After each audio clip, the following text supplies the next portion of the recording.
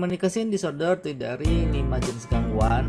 Pertama adalah language disorder, 2 speech sound disorder atau SSD, adalah kesulitan produksi suara kejelasan RLS. Kemudian childhood onset disorder atau stuttering atau gagap. Kemudian social pragmatic communication disorder, kesulitan mengikuti aturan percakapan dan cerita, misalnya giliran bicara. Misalnya anak menyela saat guru menceritakan cerita. Kemudian yang kelima, unspecific communication disorder. Kriteria ini adalah anak yang gangguan komunikasinya yang disebabkan ketidakmampuan dalam bersosialisasi, okupasional, atau area fungsional, tetapi tidak memenuhi kriteria gangguan komunikasi yang di atas. Kita akan membahas lebih detail satu persatu. Communication disorder adalah anak dengan gangguan komunikasi yang dikenal dengan gangguan perkembangan bicara dan bahasa, di mana mengalami masalah dalam memproduksi kata-kata untuk berkomunikasi dan memahami percakapan orang lain. Menurut DSM-5 dibagi menjadi 5 tadi yang sudah dijelaskan.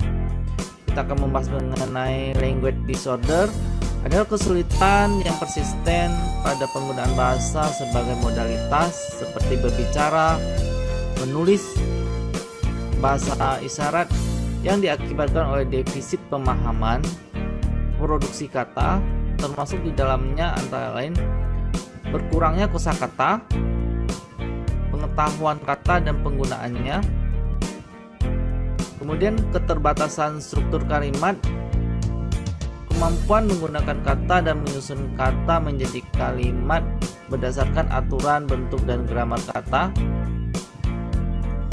kemudian ketidakmampuan dalam bercerita, kemampuan anak untuk menggunakan kosakata dan menghubungkan antar kalimat tersebut untuk menjelaskan dan menggambarkan sebuah topik atau beberapa kejadian dalam sebuah percakapan.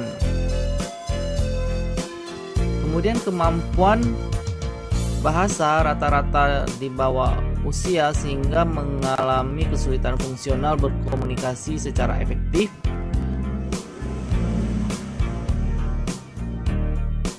Berpartisipasi secara sosial, pencapaian akademik, performance okupasi secara individu ataupun beberapa kombinasi.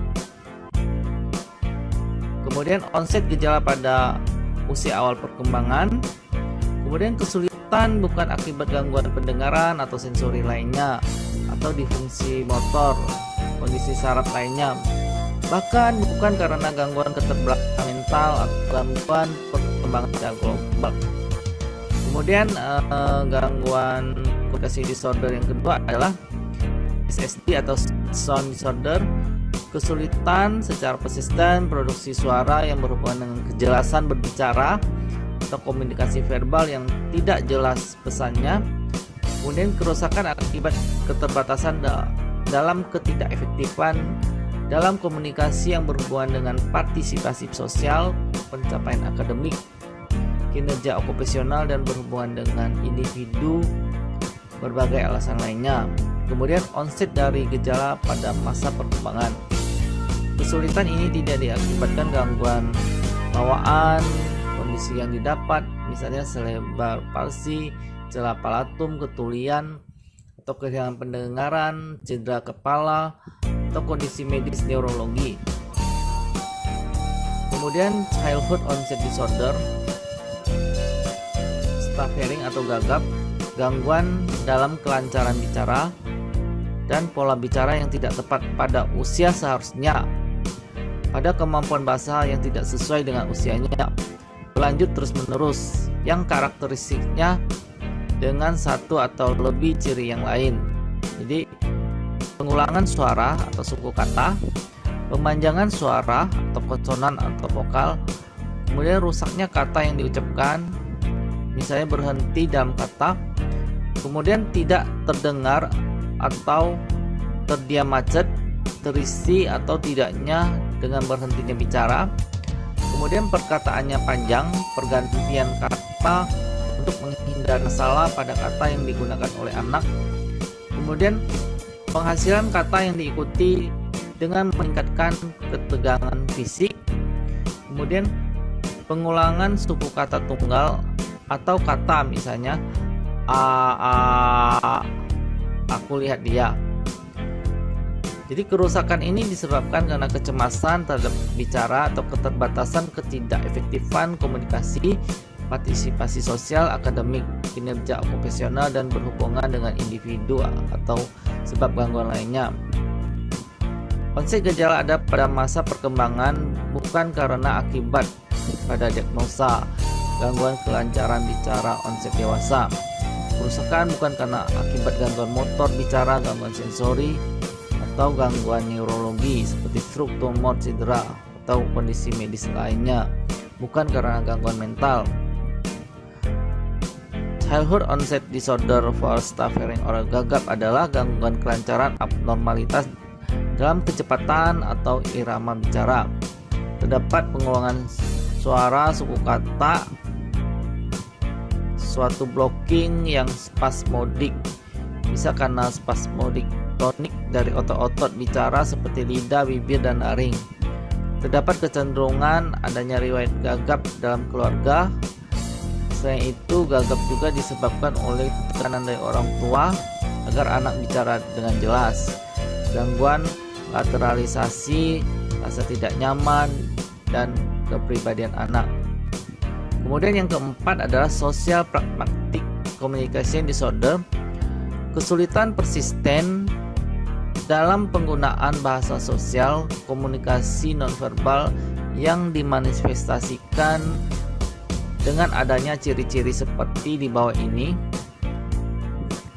Kesulitan yang menetap, penggunaan komunikasi sosial yang bertujuan misalnya menyapa dan berbagi informasi atau sebuah cara konteks sosial yang tepat.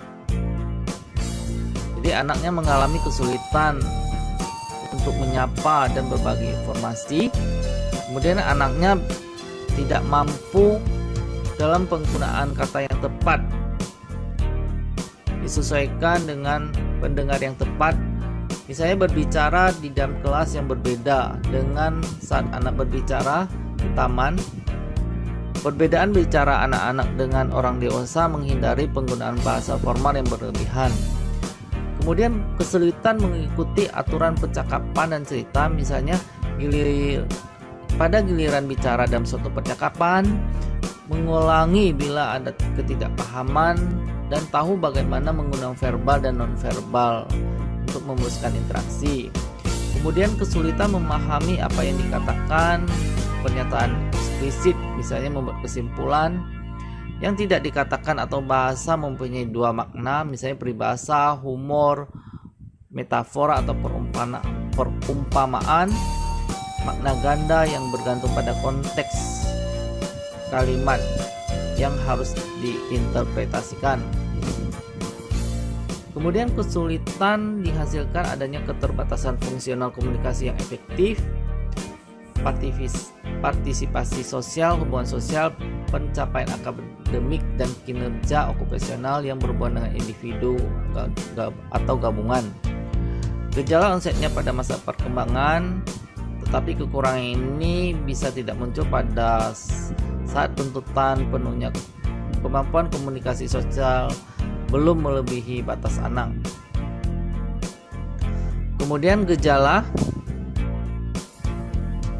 bukan akibat kondisi medis, kondisi neurologi, atau kurangnya kemampuan anak, seperti gangguan spektrum autisme, disabilitas intelektual, global delay development, atau kondisi mental lainnya. Kemudian yang kelima, yang terakhir ada kategori ini anak terlihat adanya gangguan komunikasi secara klinis yang disebabkan karena ada tekanan, ketidakmampuan dan bersosialisasi okupasional, area fungsional penting dalam hidup, dan tidak memenuhi kriteria gangguan komunikasi. Kemudian bagaimana cara treatment atau terapinya? Individu, kemudian terapi kelompok, kemudian terapi kelas khusus. Terapi individu adalah gangguan komunikasi yang dapat terjadi karena kondisi psikologis yang mengalami peristiwa traumatis atau tumbuh dengan orang tua yang ketat. Dalam kasus ini, terapi individu diadopsi untuk mengatasi masalah kesehatan mental anak. Kemudian terapi kelompok adalah bentuk psikoterapi di mana salah satu atau lebih psikiater bekerja sama dengan kelompok yang menderita kondisi yang sama. Kemudian kelas khusus, kelas pendidikan khusus yang dapat digunakan sekolah atau lembaga lain untuk membantu siswa dalam gangguan komunikasi.